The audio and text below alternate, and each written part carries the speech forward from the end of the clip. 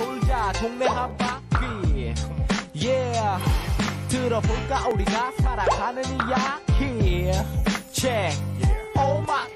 네, 8월의 매주 화요일에는 여수 MBC 창사 50주년을 맞아서 우리 지역을 돌아보는 시간 마련하고 있습니다.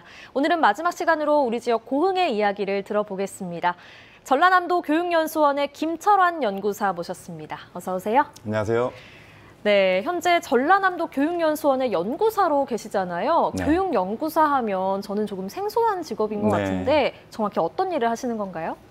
네, 전라남도 교육청 소속의 교직원들에게 교육 정책을 소개하고 여러 가지 교육 활동을 원활하게 수행할 수 있을 다양한 연수들을 설계하고 진행하는 일을 맡고 있습니다. 아, 그렇군요. 전라남도 교육청 소속의 교직원들에게 또 선생님이 되시는 거네요? 네.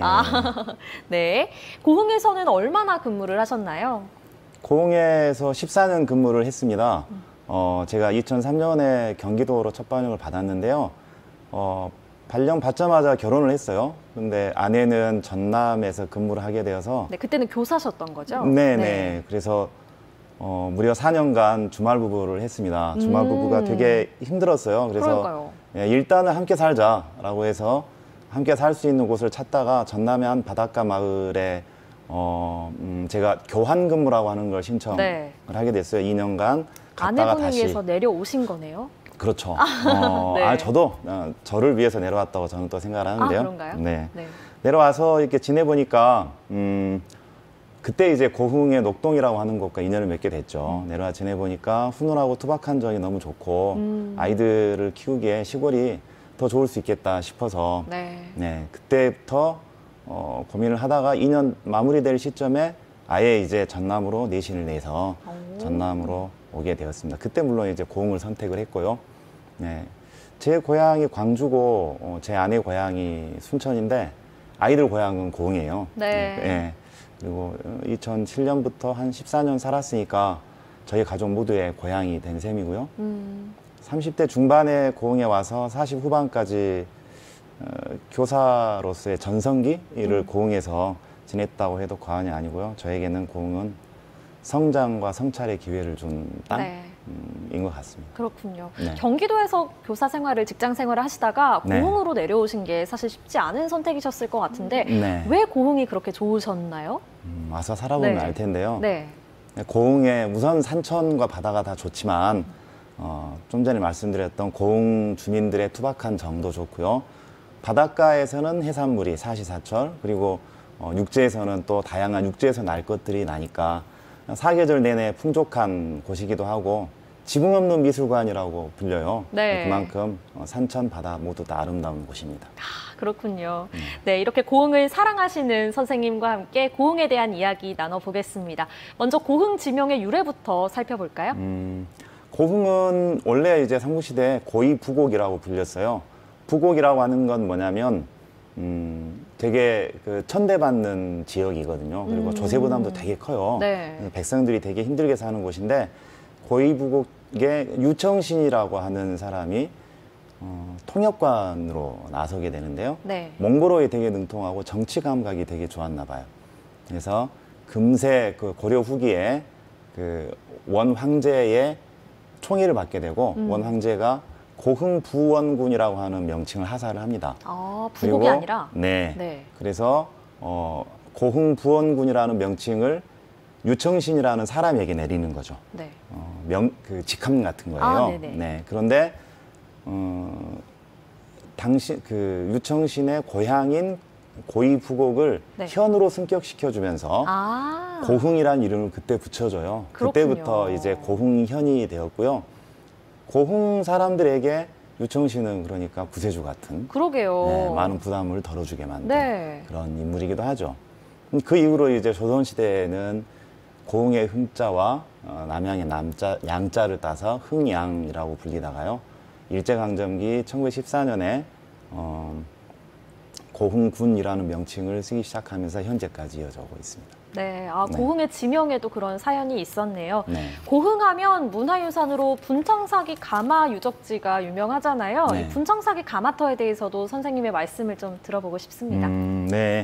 물론 고흥에 이제 그 2만 년 전부터 있었던 구석기 유적부터 뭐 널려 있는 고인돌 유적이든 아니면 능가사나 금탑사 이런 유적들도 많이 있지만 운대리 분청사기 가마터는 전남의 대표적인 분청사기 가마 유적으로 이렇게 매우 중요한 곳이에요. 네. 분청사기가 뭐냐면 청자흙으로 빚은 그릇에 하얀색 흙을 섞은 유약을 바르는 거예요. 그러면 청자에 분을 바른 형태. 그래서 분청사기라고 부르는 거거든요. 이 분청사기 가마터가 30개 정도가 운대리 가마 유적에서 발굴이 됩니다. 네. 근데 이제 규모 자체도 30개 정도의 규모는 유래를 찾아보기 힘든 규모이기도 하고요.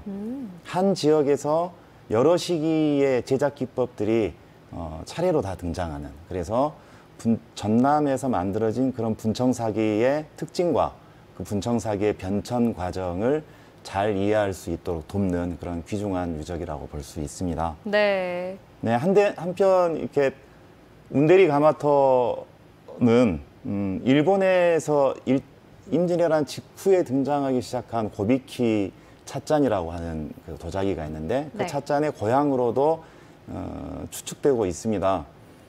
고비키 찻잔이라고 하는 것은 전형적인 조선 막사발 형태의 덤벙분청인데요. 네, 지금 사진으로 나오고 있네요. 네. 네. 덤벙분청이라고 하는 건 유약통에 덤벙 담갔다 꺼내서 유약을 발랐다라는 뜻인데요. 저런 형태의 고비키 찻잔이 임진왜란 직후부터 이렇게 일본에 등장하기 시작하는데 아마 보성 근처 어디였을 거야 추측은 하고 있었어요. 지금도 이제 그렇게 추측하는 분들이 많은데요. 근데 한편 이렇게 순천 외성에 주둔하고 있던 고니시 유키나가가 도자기 수집강이었던 네. 것도 하나의 추측의 근거가 되기도 하고요.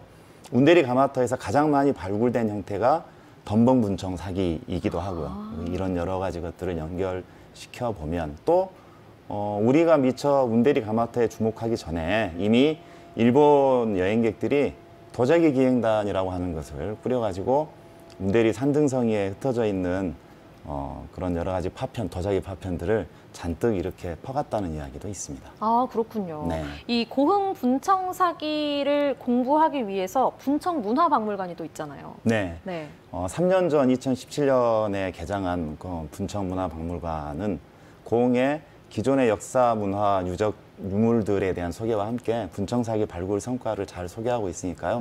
고흥에 오시면 꼭 한번 네. 둘러보시면 좋을 것 같습니다. 그러게요. 들려보면 좋을 것 같습니다. 고흥을 거쳐간 역사적 인물 어떤 분들이 있을까요? 이제 고흥을 거쳐간 역사적 인물 전에 고흥 출신 역사적 인물들도 한번 말씀을 드려보면 네. 예, 그 조선 후기 설화문학의 효시라고 할 수 있는 어우야담을 저술한 유몽인이나 그리고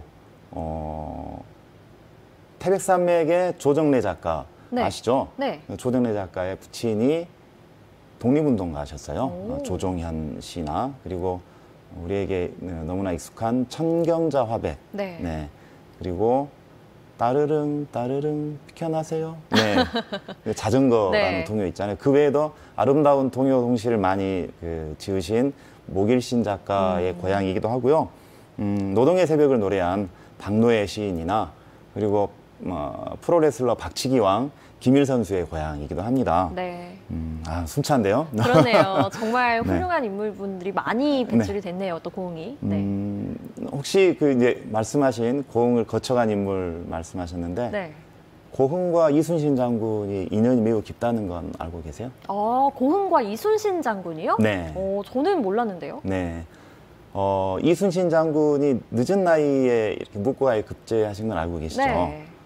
그 이후로 좀 한직을 전전하다가 처음으로 종사품 만호의 그 수군 장수에 부임하신 게 발포진이라고 하는 곳이에요. 네. 네, 고흥의 발포진성의 모습이 사진으로 나오고 있는데요.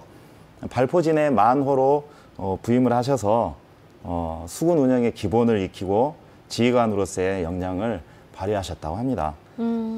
이순신 장군과 관련한 일화들이 되게 많잖아요. 네.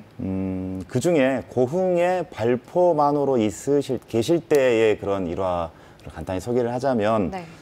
전라감사 손식이라는 사람이 이순신의 워낙 그 청렴 강직한 모습 때문에 그런 안 좋은 소문이 좀 돌았나 봐요.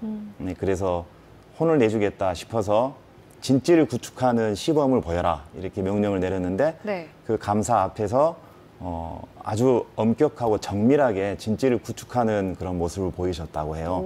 그래서 오히려 감탄하고 뉘우치면서 네. 아주 이순신 장군을 우대했다는 일화가 있고요. 그리고 전라 좌수사, 그러니까 전라도 수군의 절반을 책임지는 사령관인데요. 네. 매우 높은 직책이죠. 네. 전라 좌수사가 발포진에 있는 오동나무를 베어서 검은고를 만들겠다라고 해서 일꾼을 보냈는데 이순신 장군이 나라의 것을 사사를 쓸 수 없다라고 하면서 네. 돌려보낸 일화도 되게 유명합니다. 이걸 보고 알 수 있는 건 이순신 장군의 청렴결백, 청렴 강직함, 그리고 지휘관으로서의 그런 병법에 능한 장수의 모습, 이런 것들을 우리가 알 수가 있는 것 같고요. 네. 고흥에서는 그런 청렴한 모습을 기리기 위해서 청렴광장이라고 하는 걸 조성을 해가지고 지금 그 많은 시민들이 다녀가고 네, 있습니다. 그렇군요. 아, 고흥하면 또 소록도 이야기도 있고요. 선생님과 이렇게 나누고 싶은 이야기들이 많은데 시간 관계상 이제 마지막 질문을 드려야 할 것 같습니다. 창사 50주년을 맞은 여수 MBC의 역할에 대해서 전남 교육연수를 담당하는 선생님께 조언 한 말씀 부탁드립니다. 짧게 부탁드립니다. 아, 네.